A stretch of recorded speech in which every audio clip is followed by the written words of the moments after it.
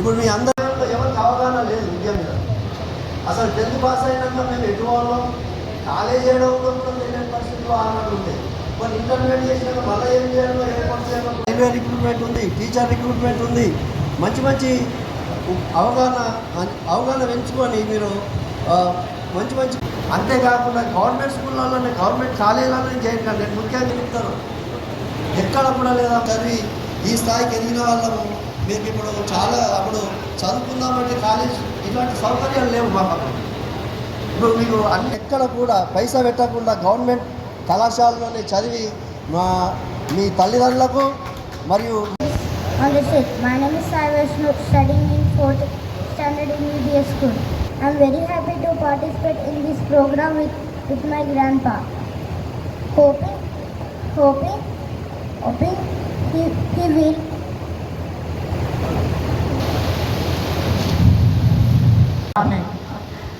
ఉద్దేశించి పని ఒత్తిడిలో ఎన్ని ఉన్నప్పటికీ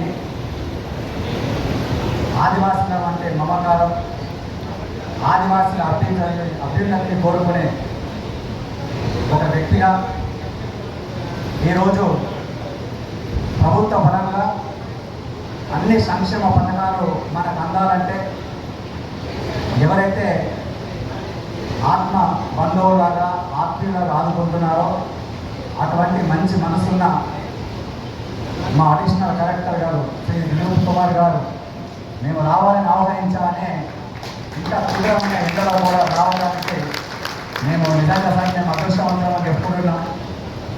ఎప్పుడు కూడా మేము ఇన్ని సంవత్సరాలుగా ఎన్నో కార్యక్రమాలు నిర్వహిస్తూ వచ్చాం. అప్పుడప్పుడు ప్రభుత్వ అధికారులను మిమ్మల్ని పిలవగానే మాకు ఎన్నో సమయాలు ఉంటాయి, మేము రాలేకపోతాము, కొన్ని ప్రైవేటు కమ్యూనిటీ ప్రోగ్రామ్ కాబట్టి మేము వస్తే పొందల ప్రోటోకాల్ ఏమైనా ఇబ్బందులు ఉంటాయని చెప్పేసి అనుకున్న సందర్భంలో ఈరోజు ఒకసారి వచ్చి మేము పిలవగానే మా మీద ప్రేమతో వచ్చిన మీ అందరూ మీకు సార్ మేము ఎల్లప్పుడూ రుణపడి ఉంటాం. మీకు సమావేశంగా ఒక జిల్లా అధ్యక్షులుగా నేను పాత్రలను చేస్తా ఉన్నాను. ఎందుకంటే ఈ రోజులో ఆదివాసీ నాయకుడు సమాజం అనేది అట్టడున్న ఆర్థిక పరిస్థితులు అట్టడున్న కొట్టుమిట్టాడుతున్నాం. మా పెద్దలందరూ కూడా గత కొన్ని సంవత్సరాలుగా మా అభివృద్ధిల కొరకు అహర్నిశలు క్షమిస్తూ ఎక్కడ కూడా ప్రభుత్వ పరంగా వచ్చే డబ్బులను తీసుకొని ఎదగాలని మాత్రం ప్రయత్నం చేయలేదు సార్. ఎందుకంటే సరస్వతి కటాక్షం అనేది మాకుంటే తద్వారా ఉద్యోగాలు సంపాదించి తద్వారా ఇంకా ఉన్నతమైన పరిశ్రమ నిలబడిపించి మరి సమాజంలో ఇంకా అక్కడ ఉన్న వాళ్ళకు మార్గదర్శకంగా ఉండాలా, మనం ఎప్పుడు చదువుని ఆపేక్షించాలా, చదువునే కోరుకోవాలా, చదువుతారని అభివృద్ధి అని చెప్పేసి నమ్మినటువంటి మొట్టమొదటి ఒక సమాజం అంటే మా నాయకపోవడమని గర్వంగా చెప్పుకుంటున్నాం సార్. ఎక్కడ కూడా మేము ఎప్పుడు కూడా ఏ ప్రభుత్వ పథకాలు మేము తీసుకోలేదు సార్. కేవలం మా దృష్టి అంతా ఎడ్యుకేషన్ మీద ఉంచి గతంలో 1976 ప్రాంతంలో ఒక 2-3 ఎంప్లాయీస్ ఉంటే ఈరోజు అన్ని రంగాల్లో సార్ ఉద్యోగాలు అయితేనేమి, మరి ఇంజనీరింగ్ అయితేనేమి, డాక్టర్ అయితేనేమి, ఇంకా వివిధ రంగాల్లో ఎన్ని రంగాలు ఉంటే అన్ని రంగాల్లో అందరూ కలిసి ఈరోజు నిజామాబాద్ వ్యాప్తంగా సుమారుగా 400 పెన్షన్లకు ఉద్యోగస్తులని చెప్పేసి మేము తెలియజేసుకుంటున్నాం సార్. మరి ఈ అందరి కారణం విద్యా వ్యవస్థ. మరి మేము విద్య మీద ఎందుకు ఫోకస్ చేసుకున్నామంటే ప్రభుత్వ సంక్షేమ పథకాలు ఎప్పుడు కూడా మాకు అందులేవు సార్. ఎంత కష్టపడిన అందరినీ అది ఒక ద్రాక్షలాగా మిగిలిపోతుంది. కాబట్టి ఇది మేము విద్య చదువుకోవడం తప్పని మేము ఉన్నతిగా సాధించాలా, దాని మీద ఉపాధి అవకాశాలు ఎక్కువైనా ఒక మంచి సదావకాశంతోనే ఇలాంటి ప్రోగ్రామ్ తీసుకోవాలన్నాము. మా వాళ్ళు చాలామంది సార్ మా తల్లిదండ్రులు మాకు సరైన మోటివేషన్ లేక మేము చాలా సందర్భంలో నేను కూడా ఒక హెడ్ మాస్టర్గా మాత్రమే కూడా రిక్రూట్మెంట్ అయినా సార్. సెప్టెంబర్లో రిక్రూట్మెంట్ అయినా కానీ నాకు ఎన్నో ఆశలు ఉండే ఆశయాలు ఉండే లేక మేము పై చదువులకు వెళ్ళలేకపోయినాం సార్. కానీ మా ద్వారా మా పిల్లలందరూ కూడా పై చదువులకు వెళ్ళి పై ఉద్యోగం సంపాదించాలని ఒక ఆశయంతో మేము కార్యక్రమాలను చేపడుతున్నాం సార్. మోటివేషన్ కార్యక్రమం చేసినప్పుడు దాని రకంగా ఇక్కడికి వచ్చినటువంటి వాళ్ళందరూ విద్యావేత్తలతో వాళ్ళ గైడెన్స్ ఇస్తే బాగుంటుందని ఒక ఉద్దేశంతో వాళ్ళకు ఒక మోటివేషన్ చేయాలని ఒక మంచి ఉద్దేశంతో ఈ కార్యక్రమాన్ని మేము చేస్తున్నాం సార్. అందుకని మీలాంటి వారి పెద్దలు వస్తే మా సమాజంలో ఏ విధంగా చర్యలు తీసుకుందో దానికి తోడుగా ప్రభుత్వ అధికారులుగా మీ అండదండలుగా మాకుంటే మేము సమాజంలో కొంత పురోగతి సాధిస్తామన్న ఒక మంచి ఆశయంతోనే మిమ్మల్ని మనస్ఫూర్తిగా ఆహ్వానించడం జరుగుతుంది సార్. మరి ముఖ్యంగా జిల్లా ఉన్నతాధిగా sir with your permission sir ఒక 2 సమస్యలు మీ ముందు మేము చెప్పదలుచుకుంటాం సార్ విత్ యువర్ పర్మిషన్. ఎందుకంటే సార్ ఇక్కడ మాకు ఒకప్పుడు సరైన గుర్తింపు లేదు. ఇక్కడ నాగపూర్ అంటే ఎవరు అన్న భావన ఉండేది సార్ ఒకప్పుడు 1976 బిఫోర్. ఎందుకంటే మేము అక్కడికి ఎన్నో ఆదిలాబాద్ నుంచి ఇంకా చుట్టుపక్కల నుంచి ఈ గోదావరి పరిహార ప్రాంతం నుంచి వలస వచ్చినాం కాబట్టి మాకు సరైనటువంటి గుర్తింపు లేక మేము ఎస్టీలు అంటే ఎవరు, మీరు ఎస్టీలు అంటే గోన్స్ కదా, గోన్ అంటే ఆదిలాబాద్ కదా, మీరు ఇక్కడ లేరు కదా అన్న ఉద్దేశంతో మాకు అప్పుడు ఏం పని చేస్తున్నారు మీరు సార్. మా పెద్దలు అంటే ఎగ్జాంపుల్ చెప్తే మా తాతలు గాను కొట్టారు సార్. సో అంటే మీరు గాను కొడతామంటే గానులోదు కదా, పీసీపీ కదా అన్న పీసీపీ చేసిన ఫీజు నాకు అవగాహన లేదు. నేను మొత్తం నా స్టడీ అంతా పీసీపీ నేను చేసిన సార్. కానీ మాకు గుర్తింపు ఇచ్చి ప్రభుత్వం ఎప్పుడైతే మాకు సర్టిఫికేట్ ఇవ్వాలని జీవో నెంబర్ 11 జీవో నెంబర్ 144 మాకు ఇచ్చారో గవర్నమెంట్ తరఫున, అప్పుడు మాత్రం నేను సర్టిఫికేట్ తీసుకొని ఈ ఎస్టీ సర్టిఫికేట్గా నేను ఉద్యోగం పొందిన విషయాన్ని మీ ముందు నేను చేస్తా ఉన్నా సార్. కానీ దాన్ని కొంతమంది పెద్దలు, కొంతమంది అధికారులు సార్ అనాలోచితంగా ఆలోచించు 1970s కన్నా మీరు లేరు కదా ఇప్పుడు ఇట్లా వచ్చారు అని చెప్పేసి మమ్మల్ని మొన్నటికి మొన్న డిఎస్సిలో సెలెక్షన్ కాబట్టి సర్టిఫికేట్ వెరిఫికేషన్ కూడా హైదరాబాద్ వెళితే అక్కడ ఉన్నటువంటి వెరిఫికేషన్ ఆఫీసర్స్ సార్, అంటే ప్రత్యేకించి ఒక వర్గానికి సంబంధించినటువంటి ఆఫీసర్స్ ఉన్నారు. ఆ వర్గం వారు మమ్మల్ని కించపరిచే విధంగా there is no any Nagpur community Nizamabad district, మీరు నాగ్పూర్ గారు, మీ సంస్కృతి లేదు, సంప్రదాయం లేదు, మీరు ఇక్కడ చెల్లిపోండి అని చెప్పేసి మమ్మల్ని అంటే నిష్కలంశంగా నిర్లక్ష్యంగా మమ్మల్ని వెళ్ళగొడుతున్నారు సార్. అక్కడ నుంచి వెళ్ళగొట్టిన తర్వాత మళ్ళీ మేము నిజామాబాద్ వచ్చి డిఎస్ఏలో కూర్చొని మళ్ళీ మేము ఇక్కడ నుంచి ఎంఆర్ఓతో మేజిస్ట్రేట్తో మన మీ కలెక్టర్ ద్వారా అక్కడ వచ్చేసి కూర్చొని మేము అన్ని ప్రూవ్ చేసుకుంటే మళ్ళీ అక్కడ సీట్లు ఇస్తున్నారు సార్. ఇప్పుడు ప్రత్యేకించి చెప్పారంటే కామారెడ్డి జిల్లాలో సార్ ఈ పోయిన అకాడమిక్ ఇయర్ ఈ అకాడమిక్ ఇయర్లో సుమారు 40 మంది విద్యార్థులు సర్టిఫికేట్ లేక వాళ్ళ విద్యను కోల్పోయారు సార్. గురుకులంలో సీట్లు ఇవ్వలేదు సార్. ఇప్పటికీ ఎస్ఎస్సి పాస్ అయితే కూడా పోతే కూడా సర్టిఫికేట్ ఇస్తారు సార్. ఇంటర్మీడియట్ పోదామంటే మాకు ఇస్తలేరు. మాకు రాజకీయ అండదండలు లేవు సార్. ఆర్థికంగా మేము ఎదగలేము. మాకు ఒక ఎమ్మెల్యే కానీ మాకు ఎంపీ కానీ ఈవెంతో మా దగ్గర మొన్న వచ్చిన సర్పంచులు కొంతమంది ఎలక్షన్ అయ్యారు. కానీ రాష్ట్ర స్థాయిని శాసించే నాయకులు మాకు లేకపోవడం వల్ల, మా అత్యధిక జనాభా లేకపోవడం వల్ల మమ్మల్ని ఒక తీసి పారేసి మీరు వెళ్ళిపోండి అని చెప్పేసి మెడబెట్టి ఒక గంటేశ్వరి ఒక తప్ప మరి ఇంకా ఇది జరుగుతున్నా సార్. మీ పెద్దలు మీ దృష్టికి తీసుకొస్తున్నారు సార్. దీని మీద మీరు కొంచెం పరిశీలన చేసి మాకు మా న్యాయమైన కోరికను మరి ఇక్కడ సచ్ బిలాంగ్స్ టు నాగ్పూర్ అంటూ నిజామాబాద్ జిల్లాలో సుమారు 35,000 మంది ఉన్నాం సార్. మీకు తమరికి మన ప్రజావాణిలో కూడా నేను ఒక రిప్రజెంటేషన్ ఇవ్వడం జరిగింది. 4,392 ఫ్యామిలీస్ ఉన్నాయి సార్. 35,000 మంది జనాభా ఉన్నాం నిజామాబాద్ జిల్లా అని చెప్పినాము. మరి ఇంతమంది ఉన్నా కూడా మమ్మల్ని లేరు అని చెప్పడం అనేది కొంచెం ప్రభుత్వ నిర్లక్ష్య వైఖరి అది ఉన్నా సార్. ప్రభుత్వ నిర్లక్ష్యంతో పాటు అధికారులు కూడా మాకు సహకారం సరిగ్గా అందజేస్తలేదు సార్. ఈ విషయాన్ని మీ దృష్టికి తీసుకొస్తున్నా. దయచేసి దీని మీద మీరు కొంచెం శ్రద్ధ పెట్టి మాకు న్యాయం చేయాలని చెప్పేసి ఈ వేదిక ద్వారా నేను మనం చేస్తున్నాను సార్. Thank you sir. మరి ఇప్పటికే కాలాతీతమైంది కాబట్టి మేము ఇక్కడ సరే భీమన్న ఉత్సవాలు సార్ మీరు ప్రోగ్రామ్ అయిన తర్వాత మాకు గుడి చూపిస్తారు. ఒకసారి గుడిని దర్శించుకొని మీరు ఉండే అవకాశం ఉంటే మళ్ళీ ఒకసారి మళ్ళీ చేద్దాం సార్. కార్తీక మాసంలో బ్రహ్మాండంగా ఉత్సవాలు చేస్తాం సార్ ఇక్కడ మా సంస్కృతి సంప్రదాయాలకు అనుగుణంగా. కాకపోతే ఏంటంటే సార్ ఇప్పుడు పూర్వకాలం కూడా ఇప్పటికంటే సివిలైజేషన్ అనేది పెరుగుతున్నది, నాగరికత అనేది పెరుగుతుంది కాబట్టి కొంతమంది పిల్లలు హాస్టల్ చదువుకున్నాం, ఇంకెక్కడో చదువుకున్నాం, కొంత మర్చిపోయే సంస్కృతి ఉంటే ఉండొచ్చు కాదంటలేదు. కానీ అంత మాత్రాన మీరు నాగపూర్ కాదు అని చెప్పడానికి అయితే వీలేదు కదా సార్ అనే జీవులు ఉండగా. కాబట్టి ఈ దృష్టిని మీరు పెట్టాలి. తద్వారా నేను ఏమని చెప్తున్నా అంటే మరి పిల్లలందరూ కూడా చక్కగా చదువుకొని ఈరోజు మీరు అందరూ చూస్తూ ఉన్నారు ఎంత కష్టపడితే మనం ఈ స్థాయికి వస్తున్నామో. దయచేసి మీ అందరూ కూడా ఇప్పుడు పెద్దలు చెప్పారు అందరూ మీకు ఇప్పుడు అందరికీ ప్రతి ఒక్క స్టూడెంట్కు ఒక నోట్బుక్ ఇచ్చాం, ఒక పెన్ ఇచ్చామా? అది కేవలం ఇంటికి తీసుకుపోయి పెట్టుకోవడానికి కాదు. మేము కేవలం ఇక్కడ వచ్చిన పెద్దలు ఇప్పుడు మేసినేని రాజన్న గారు ఉన్నారు, సాంస్కృతిక మరి పరిరక్షణ స్వచ్ఛంద సేవ సభ్యులు స్టేట్గా ఉన్నారు. ఇప్పుడు ఇక్కడ మన రాయమల్లు ప్రశాంత్ గారు హైకోర్టు అడ్వకేట్ ఉన్నారు. వీళ్ళందరూ మన సమాజ వర్గానికి సంబంధించిన వాళ్ళు. మనకు ఏమైతే సంస్కృతి సంప్రదాయాలు ఉంటాయో అవన్నీ కూడా మరి మీకు విపులంగా బోధిస్తారు. కాబట్టి దాని చెప్పిన అంశాలను కొంచెం మనం మీరు నోట్ చేసుకొని రేపు రాబోయే రోజు మన వెరిఫికేషన్ సర్టిఫికేట్ అప్పుడు దీనికి సరైనటువంటి ఆన్సర్ వాళ్ళు అడిగితే మనం ఇస్తే కనుక మరి మనకి సమస్యకు తక్షణమే పరిష్కారం దొరుకుతుంది.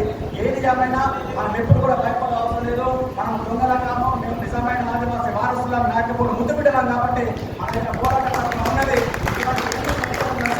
మనం తప్పకుండా ఎదుర్కోవడానికి మేము అందరి సహకారం ద్వారా మీ అందరి సహకారం ద్వారా మేము ప్రయత్నం చేస్తూనే ఉంటామని చెప్పేసి కోరుతూ ఈ మంచి సదవకాశాన్ని నాకు ఇస్తున్నటువంటి మిత్రులందరికీ నేను మరొకసారి సవినయంగా మనం చేసుకుంటూ నేను ముగిస్తున్నాను. జై భీమన్న, జై భీమన్న, జై ఆదివాసీ నాయకుల ఐక్యత, ఆదివాసీ నాయకుల ఐక్యత.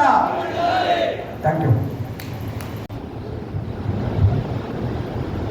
పెద్దలు additional collector Shri Dilip Kumar sir గారికి, అదేవిధంగా ఉద్యోగుల సంఘ అధ్యక్షులు రాజేశ్వర్ గారికి, ఆదివాసీ నాయకుడు జనరల్ సంఘ అధ్యక్షులు రామచంద్ర గారికి, మన ఆదివాసీ నాయకుడు నిజామాబాద్ జిల్లా సంఘానికి ఆదిపురుషులు బండారి భోజనశాల గారికి, అదేవిధంగా అదేవిధంగా రాష్ట్ర నాయకత్వం నుంచి వచ్చేటువంటి పెద్దలందరికీ పేరు పేరున నమస్కారాలు. అందరికీ నమస్కారాలు. ఇక అందరికీ నమస్కారం. విద్యార్థులకు నా యొక్క ఆశీస్సులు, పత్రికా మిత్రులకు వారికి నమస్సమాంజలి. ఇక ఈరోజు కేవలం ఒక విద్యార్థుల భవిష్యత్తు గురించి మాత్రమే మనం డిస్కస్ చేసుకుందాం. రాష్ట్ర నాయకత్వం కూడా మన సంస్కృతి సాంప్రదాయాల గురించి వారు సవివరంగా వివరిస్తారు కాబట్టి, మీ అందరికీ కూడా నోట్బుక్స్ ఇచ్చినారు కాబట్టి అది మన ఫ్యూచర్లో ప్రతి అడుగడుగున ఆ అంశాలు మనకు చాలా దోహదపడతాయి. అవందరూ కూడా శ్రద్ధగా అందరూ నోట్ చేసుకోవాలని చెప్పేసి ఆశిస్తూ ఉన్నాను. ఇప్పుడు ఈరోజు మనకు వచ్చినటువంటి additional collector sir Dilip Kumar sir, తాను సివిల్ సర్వీసెస్ 4 సార్లు అటెండ్ చేసినాడు. అదేవిధంగా ఉన్నత స్థాయి ఉద్యోగాన్ని అధిరోహించి మన జిల్లాకు వచ్చినప్పుడు సార్ని రిక్వెస్ట్ చేస్తే మా విద్యార్థులందరూ ఎంతో ఆశగా ఎదురు చూస్తున్నారు. సార్ తమరి యొక్క గైడెన్స్ కావాలంటే తప్పకుండా వస్తానని చెప్పేసి మనకు అవకాశం ఇచ్చినందుకు మనందరి తరఫున మరొకసారి సార్కు కృతజ్ఞత తెలుపుతా ఉన్నాను. మేము చదువుకునే దశలో అంటే 8th class 9th class 10th class ఉన్నప్పుడు మన భోజన సార్ కానీ, శంకర్ సార్ కానీ, రాజేశ్వర్ సార్ కానీ వీళ్ళంతా కూడా మాకు దిశానిర్దేశం చేసేవాళ్ళు. అప్పుడు కూడా వారు ఇప్పుడు కూడా మనకు అందరిలాగా భూములు జాగాలు లేవు కాబట్టి మన పిల్లల్ని శ్రద్ధగా చదివిద్దాం. వాళ్ళు చదువుకుంటే వారు ఒక వృక్షంలాగా ఎదిగి ఇంకా 10 మందికి దారి చూపుతారని చెప్పేసి సార్ అదే చెప్పేవారు. ఆ సార్ మాటను ఎప్పుడు కూడా మనం కాదనకుండా తూచతప్పకుండా పాటించి చాలామంది గతంలో వాళ్ళు ఉన్నప్పుడు ఇంతకుముందు రామచంద్ర సార్ చెప్పినప్పుడు ఒక 5-6 ఉద్యోగస్తులు ఉంటే నేడు ఇప్పుడు 500-600 మందికి వచ్చినాం. ఇంకా 500 మంది కాదు, మన పిల్లలందరినీ కూడా ప్రభుత్వం కల్పిస్తున్నటువంటి అవకాశాలను వినియోగించుకొని, అంటే ప్రభుత్వ పాఠశాలలు, హాస్టల్స్, రెసిడెన్షియల్ స్కూల్స్, ముఖ్యంగా కోచింగ్ సెంటర్స్ రాష్ట్ర స్థాయిలో కావచ్చు, జిల్లా స్థాయిలో కావచ్చు, ప్రతి జిల్లాలో అన్ని కోచింగ్ సెంటర్స్ ఉంటాయి. అన్ని స్థాయిలో బ్యాంక్ ఎంప్లాయ్మెంట్ కొరకు కావచ్చు, లేదా గ్రూప్ 1 సర్వీసెస్ గురించి కావచ్చు, గ్రూప్ 2 సర్వీసెస్ గురించి కావచ్చు, గ్రూప్ 4 సర్వీసెస్ గురించి కావచ్చు, అవన్నీ కూడా కోచింగ్ సెంటర్స్ ఉంటాయి. మనం ఎంట్రన్స్ రాసి మన పిల్లల్ని చదివించి, ముఖ్యంగా తల్లిదండ్రులు కూడా పిల్లల్ని తీసుకుని వచ్చారు కాబట్టి మీకు అందరికీ ఒకటే రిక్వెస్ట్ చేస్తూ ఉన్నాను, మన పిల్లల్ని ఎనీ టైం చదువు కోసం మనం ప్రోత్సహించాలి. వాళ్ళ పిల్లలు సెల్ ఫోన్ పట్టుకుంటే అరే సెల్ ఫోన్తో ఆడుతున్నామని కాకుండా ఆ సెల్ ఫోన్ ద్వారా ఏది మంచిగా చేస్తే బాగుంటుందో దాంట్లో కొత్త అంశాలు తెలుసుకొని దాంట్లో సెర్చ్ చేసి ఆ అంశాలను తెలుసుకొని బాగుపడాలని చెప్పి మనము వాళ్ళకు నిర్దేశించాలి. అదేవిధంగా మనకు డబ్బులు లేకపోయినా విదేశాల్లో చదువుకోవడం కోసం కూడా మన ప్రభుత్వం సహకరిస్తూ ఉంటుంది. దాన్నే అంబేద్కర్ ఓవర్సీస్ స్కీమ్ ద్వారా ఎవరైతే బిలో పోవర్టీ లైన్ అంటే గ్రామీణ స్థాయిలో 1.5 లక్షల ఇన్కమ్ ఉన్న వాళ్ళు, అదే పట్టణ స్థాయిలో 2 లక్షల ఇన్కమ్ ఉన్న వాళ్ళకు వారికి కూడా ఒక్కొక్కరికి ఒక స్టూడెంట్కు 20 లక్షలు మంజూరు చేసి అమెరికాలోనో, యూరోప్లోనో, ఆస్ట్రేలియానో ఎక్కడైనా చదువుకోవడానికి వారికి అవకాశం ఉంది. కాబట్టి ఆ అవకాశాన్ని వినియోగించుకొని మన పిల్లలందరూ కూడా మంచి ఉద్యోగాలకు రావాలి. రెండవది ఏంటంటే మనము డిగ్రీ చేస్తున్నప్పుడే, లేదా బీటెక్ చేస్తున్నప్పుడే, లేదా మెడిసిన్ చేస్తున్నప్పుడే మనం ఫ్యూచర్లో ఏవైతే కావాలనుకుంటున్నామో, మనము ఒక సివిల్ సర్వెంట్ కావాలనుకుంటే అప్పుడే మనం మంచిగా మనకు చక్కటి ప్రణాళిక తయారు చేసుకొని దానికి అనుగుణంగా మన సెల్ ఫోన్లో ఏ బుక్స్ అవసరం ఉన్నాయో వాటిని మనం సెర్చ్ చేసుకొని మనం ఒక ప్రణాళికాబద్ధంగా ఎదిగితే సార్లాగా కావడానికి మనందరికీ అవకాశం ఉంటుంది. ఇకపోతే ఇప్పుడు ప్రపంచంలో ప్రతి దేశం కూడా మన భారతదేశం వైపు చూస్తూ ఉంది. ఎందుకంటే ఇక్కడ అధిక జనాభాతో పాటు యువత ఉంది. యువతలో టెక్నికల్ నాలెడ్జ్ ఉంది. వాళ్ళకు ఆ నాలెడ్జ్ని వినియోగించుకోవడానికి ప్రపంచమంతా ఎదురు చూస్తూ ఉంది. కాబట్టి ఇక్కడ మన పిల్లలు కూడా ఇంటర్మీడియట్ డిస్కంటిన్యూ అయినా, డిగ్రీ డిస్కంటిన్యూ అయినా, లేదా బీటెక్ చేస్తున్నప్పటికీ కూడా ఇక్కడ ప్రభుత్వం తరఫున, ఆసక్తి తరఫున కావచ్చు, నాక్ తరఫున కావచ్చు, వాళ్ళు నిర్వహిస్తున్నటువంటి ఈ టెక్నికల్ కోర్సు సర్టిఫికేట్స్ తీసుకొని వాటికి మనం విదేశాల్లో చేసుకుంటే బ్లూ కలర్ జాబ్స్ ఉంటాయి.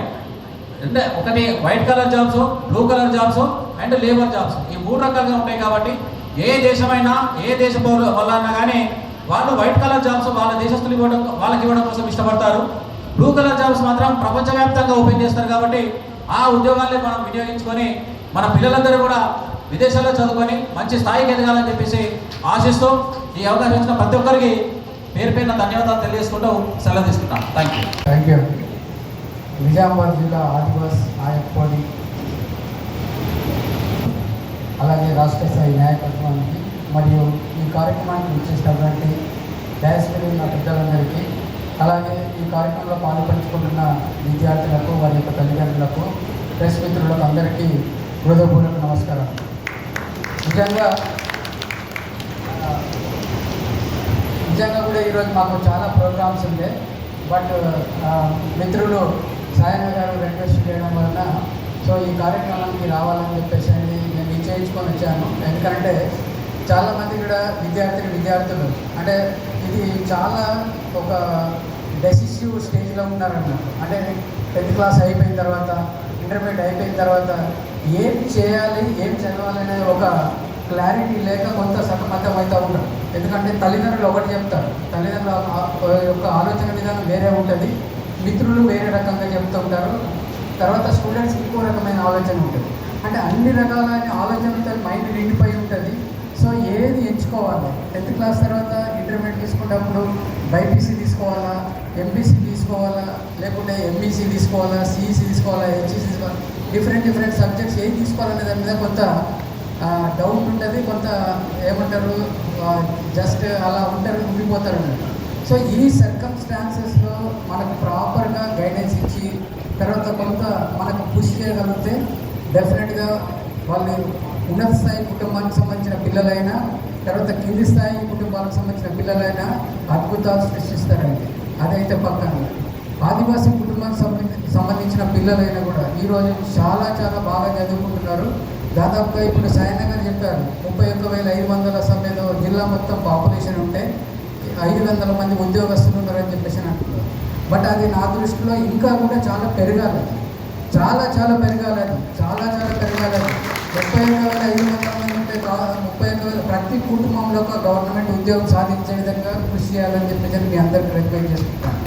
ముఖ్యంగా ఒకటి గుర్తుపెట్టుకోవాలి స్టూడెంట్స్కి అందరికి, మిగతా అన్నీ కూడా పాలసీ మ్యాటర్స్ అవన్నీ నేను మాట్లాడాను, ఎందుకంటే అందరూ కూడా మాట్లాడారు. కాబట్టి స్టూడెంట్స్ అందరూ ఒకటే గుర్తుపెట్టుకోవాలి, all human brains are equal, but the degree of intelligence varies from person to person.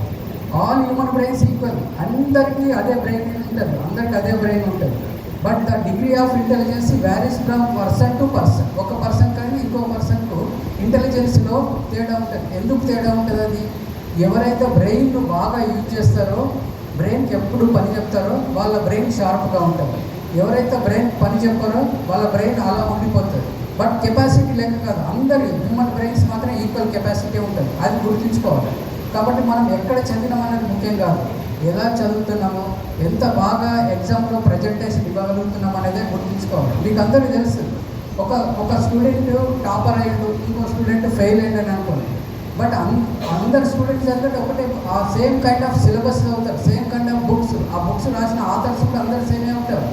But కొందరు టాపర్స్ అవుతారు, కొందరు ఫెయిల్ అవుతారు అన్నట్టు. టాపర్స్ ఏంటంటే మన ఇంటర్ప్రిటేషన్, మనం ఏదైతే చదువుకున్నామో చదువుకున్న దాన్ని పేపర్ మీద పర్ఫెక్ట్గా పెట్టగలగాలి. అది ఎప్పుడు పెట్టగలుగుతాము?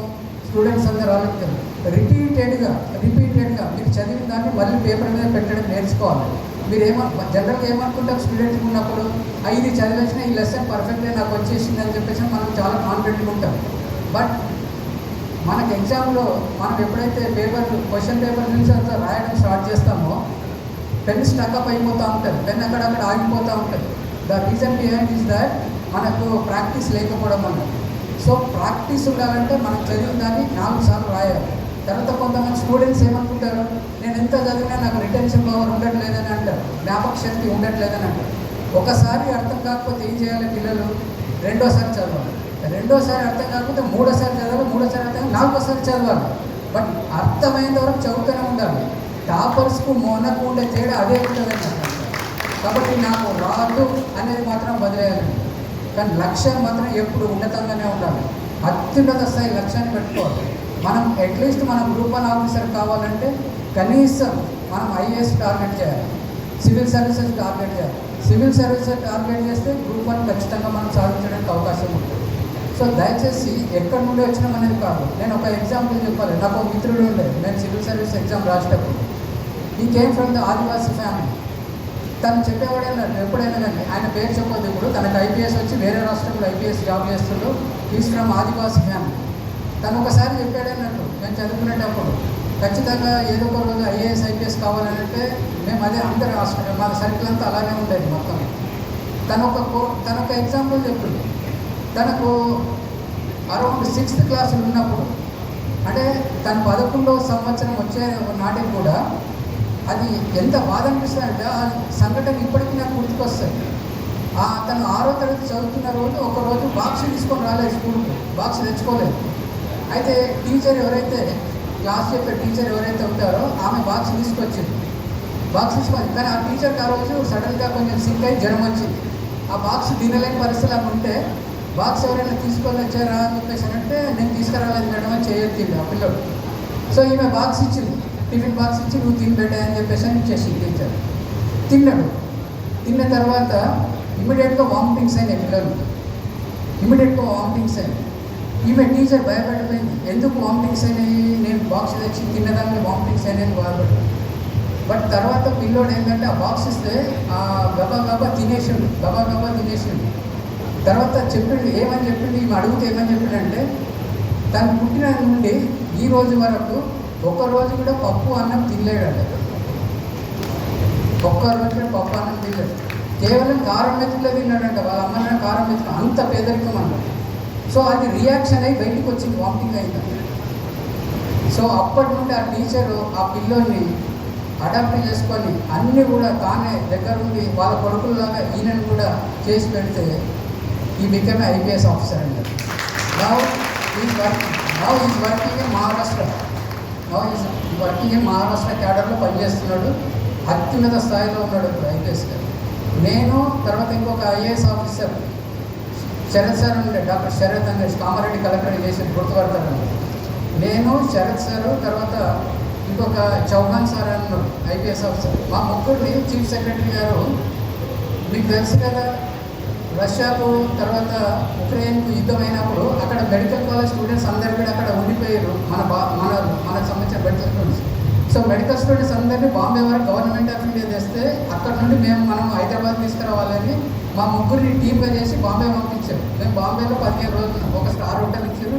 స్టార్ హోటల్లో నేను, Sharath sir and Chauhan sir IPS officer.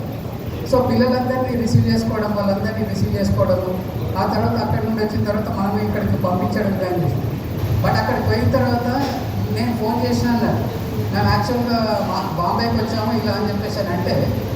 So తను అత్యున్నత స్థాయిలో ఉన్నాడు కాబట్టి తన కాన్వాయ్ పంపించేసి మమ్మల్ని ఎయిర్పోర్ట్లో మమ్మల్ని రిసీవ్ చేసుకొని తర్వాత వాళ్ళ ఇంటికి తీసుకొని వెళ్ళి అంటే అక్కడే ఉండే అన్న కూడా మాకు already government star hotel facilities కాబట్టి మేము అక్కడే ఉండాలన్నాం. కానీ తను చూపించిన ఆదరణ కానీ ఆ రోజు పోయినప్పుడు కూడా తను చెప్తాడన్నట్టు, ఈరోజు నేను మహారాష్ట్రలో ఇంత ఉన్నత స్థాయి ఐపీఎస్ ఆఫీసర్ ఉన్నానంటే కారణం ఆ రోజు ఆ టీచర్ ఇచ్చినటువంటి మార్గ నిర్దేశనం అని చెప్పేసి చెప్తారు.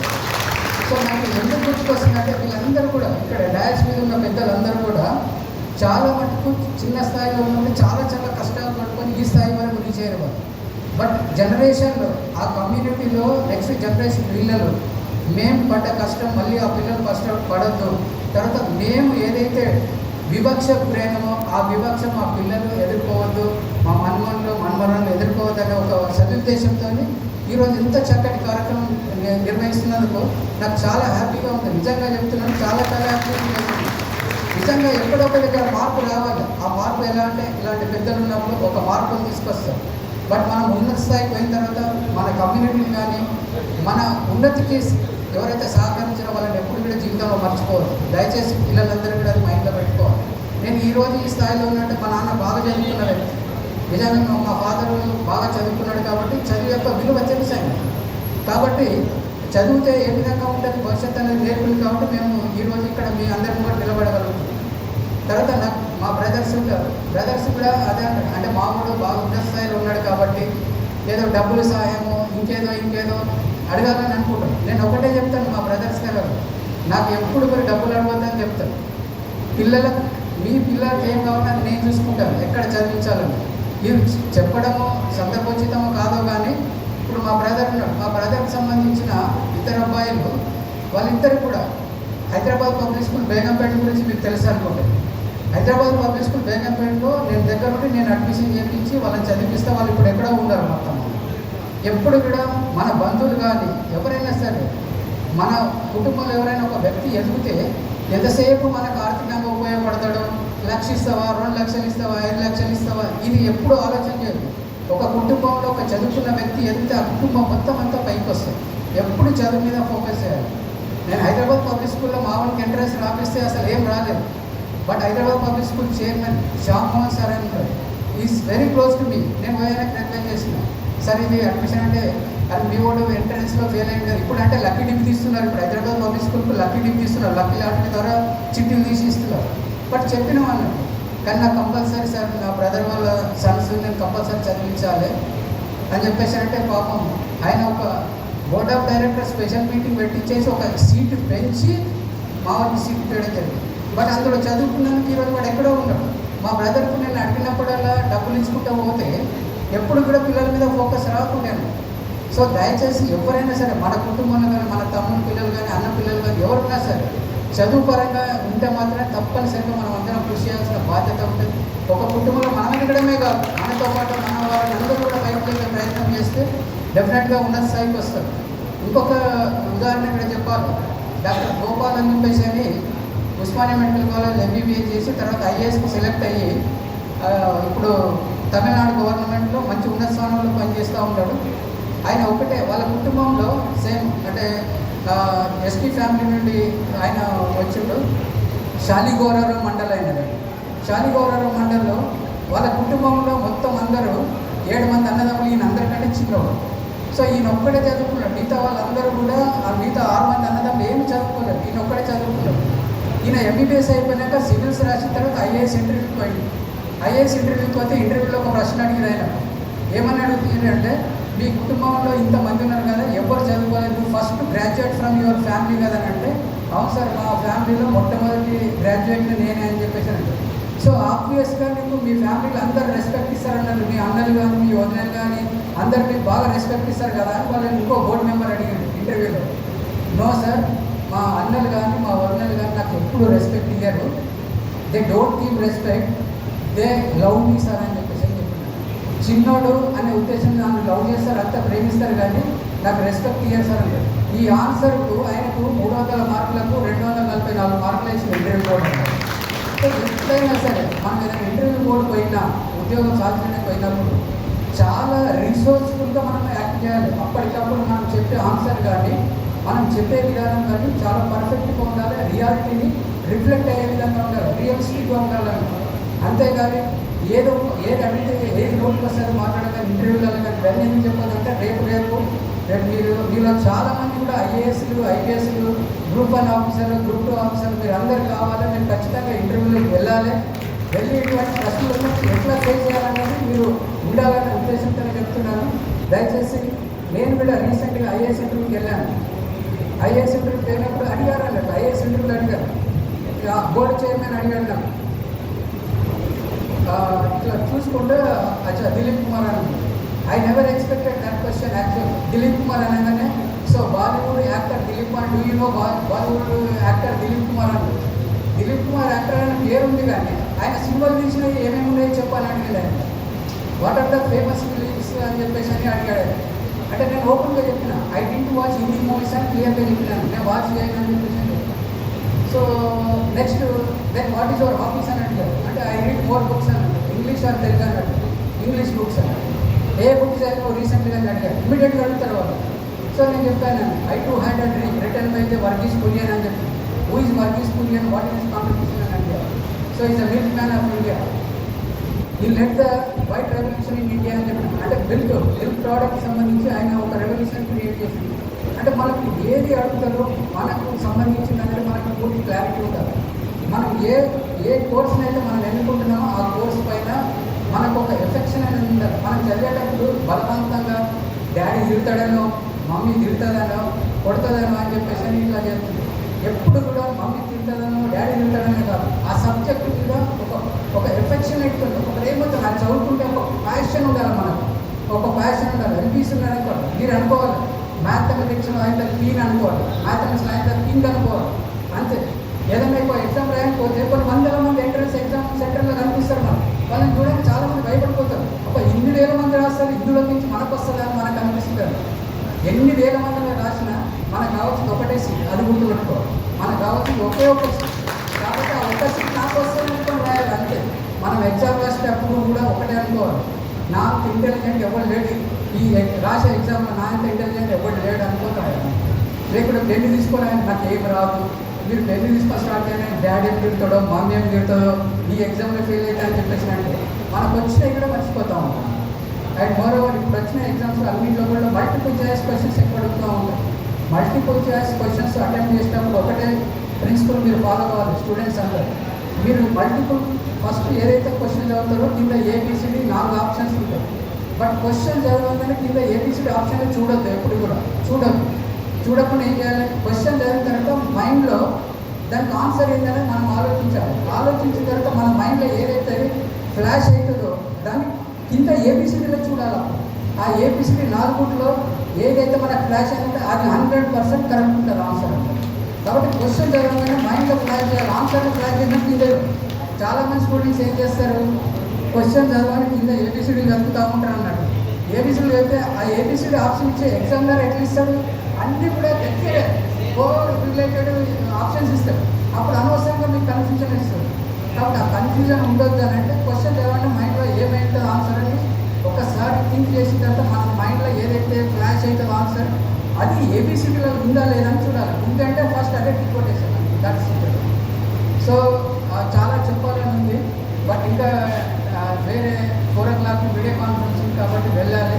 సో దయచేసి మీరు వచ్చిన చిన్నారులు ఎవరైతే ఉన్నారో I'm ready to give guidance in any point of time. ఎప్పుడైనా సరే ఏదైనా ఉంటే కూడా గైడెన్స్ కోసం కానీ ఏదైనా ఉంటే కూడా దయచేసి అప్రోచ్ కావచ్చు. మిత్రులు సాయినగర్ ఉన్నారు కాబట్టి ఈ very close to me. So దయచేసి సాయినగర్ తీసుకొచ్చిన నా దృష్టికి తీసుకొచ్చిన తర్వాత మిగతా ఉద్యోగ సంఘాల వాళ్ళు లేవనెత్తిన అంశాలు ఏదైతే ఉన్నాయో వాటిని ఖచ్చితంగా పరిశీలించి జిల్లా కలెక్టర్ గారి నోటీసులు కానీ గవర్నమెంట్ దృష్టికి కానీ తీసుకెళ్ళే నా వంతు ప్రయత్నం చేస్తాను. సో దయచేసి ఉన్నత స్థాయి ఉన్నతమైన ఆలోచన పెట్టండి. చదువు ఒక్కటే ఈ ప్రపంచాన్ని మన కాళ్ళ దగ్గర తీసుకొస్తుంది. చదువు ఒక్కటే ఈ ప్రపంచాన్ని మన కాళ్ళ దగ్గర తీసుకొస్తుంది. చదవండి, మీరు మీకు ఏది కావాలని జీవితంలో మీ దగ్గరికి వచ్చి వాడుతుంది అంతే. నేను ఇప్పుడు మా అబ్బాయి అనుకుంటాడు, నాన్న నీకు ఏం కావాలో చెప్పు, BMW కారు కావాలన్నా లేకపోతే ఇంకేం కావాలో పెద్ద నాకు నీ BMW కారు వద్దు, ఆడి కారు వద్దు, ఏమవుతుంది. నేను ఒకటే చెప్తుంటాను, హార్వర్డ్ యూనివర్సిటీ ముంగట నువ్వు పట్టా తీసుకొని నువ్వు అది పట్టా నెత్తి మీద పెట్టుకొని చూసి యూనిఫామ్లో చూస్తే that is enough for me అని చెప్పేసి చెప్తాను. సో దయచేసి చదువు మించినది ఏది లేదు. చదువు ఒకటి ఉంటే ప్రపంచంలో ఎక్కడికైనా వెళ్ళొచ్చు, మనం ఎక్కడికైనా చదువుకోవచ్చు, ఎక్కడైనా ఎస్టాబ్లిష్ అవ్వచ్చు, ఎటువంటి లైఫ్ స్టైల్ అయినా మనం లీడ్ చేయడానికి ఆస్కారం ఉంటుంది. So thank you very much for giving me this opportunity and for sharing this few words and thank you so much. I wish you all the best for students. Thank you so much. కావాలి కాబట్టి మనం ఇప్పటి నుంచే దాన్ని సన్నిధానం చేస్తామని చెప్తూ sir ఒక చిన్న రిక్వెస్ట్ ఏంటంటే ఒక 10 minutes టైం ఇవ్వండి సార్. హైయెస్ట్ ర్యాంక్లో పాస్ అయిన ఒక 9 మంది విద్యార్థులకు, తర్వాత ఒక LLB student and MBA student ఇద్దరు క్వాలిఫై ఉన్నారు, వాళ్ళకి మీ చేతుల ద్వారా సన్మానం చేసి మీరు సెలవు తీసుకున్నాం sir. Thank you. Rajaprasad guide Sai Charitha. Second prize goes to Bontha Manikanta. 972 మార్కులు, 1000 మార్కులకు 900. భోజన సార్ గారు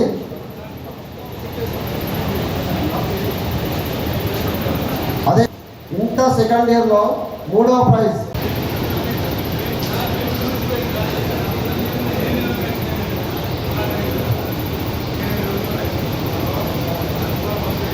$10,000 ఇవ్వాలి గారు.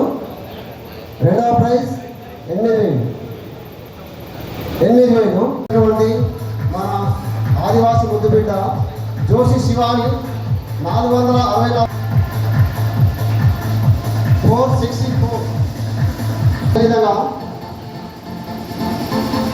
3వ ప్రైజ్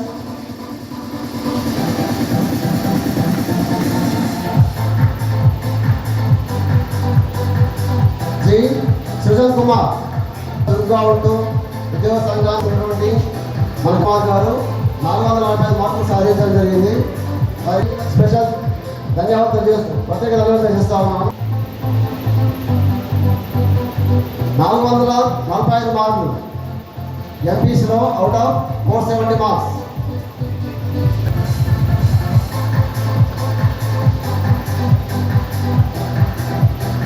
ఫస్ట్ ప్రైజ్ మనీ గౌరవ అధ్యక్షుడు బండారు భోజన గారు 10,000 ఇవ్వడం జరుగుతుంది. వారికి ప్రత్యేక ధన్యవాదాలు ఇస్తా ఉన్నాను. ఒకసారి గట్టిగా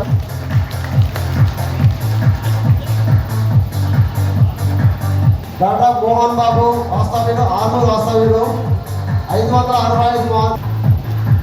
అనుకుంట అక్షయ 565 మార్కులు.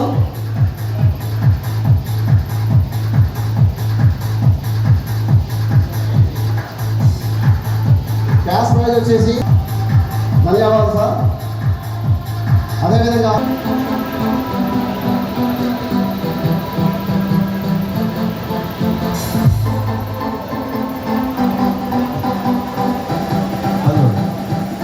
వాళ్ళు నిర్వహించడం ద్వారా సుమారుగా ఒక 8-9 సంవత్సరాల క్రితం ఐ థింక్ 2017-18 సంవత్సరంలో ఎటువంటి ప్రేరణ కార్యక్రమానికి హాజరై అప్పుడు ఆ అమ్మాయిలు 10వ తరగతి పూర్తి చేసుకొని ఇప్పుడు ప్రజెంట్ కొందరు ఫిజియోథెరపీ డాక్టర్గా, అలాగే కొందరు ఎంబీబీఎస్ డాక్టర్గా, అలాగే ఒక అమ్మాయి బీఎస్సీ ఎల్ఎల్ఎం కోర్సులో ఇప్పుడు ఉన్నారు. కాబట్టి ఒక నలుగురిని మీ ఆధ్వర్యంలో సన్మానం చేయవలసిందిగా కోరుతూ మరి సన్మాన కార్యక్రమంలో పాల్పంచుకోవాల్సిందిగా ముఖ్య అతిథుల్ని కోరుతా ఉన్నాను. అలాగే తదుపరి Meenugu Rasagna doctor of constable Nageshwar Chepur Vastav గారు. ఈ అమ్మాయి కూడా ఫిజియోథెరపీ డాక్టర్గా జరుగుతుంది. కాబట్టి మీ అందరి ఆశీర్వాదం కూడా ఉండాలి. నెక్స్ట్ సేమ్ రాజేశ్వర్ గారి అమ్మాయి చిన్న కూతురు మీనుగు రమ్య ప్రస్తుతం బీఎస్సీ ఎల్ఎల్బి పూర్తి చేసుకొని ఎల్ఎల్ఎం కోర్సులో మొన్న మధ్యనే ప్రవేశం పొంది మరి మాస్టర్ అందులో కే దీపిక డాక్టర్ నారాయణ జాంతపేట వాస్తవ్యులు వీరమ్మాయి కూడా అమ్మాయి మధ్య కాలంలోనే ఎంబీబీఎస్ పూర్తి చేసుకొని అలాగే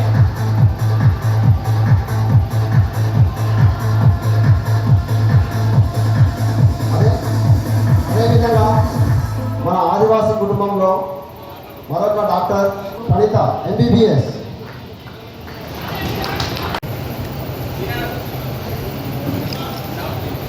ఇంకా చదువు తీస్తాను ఇంకా చదువు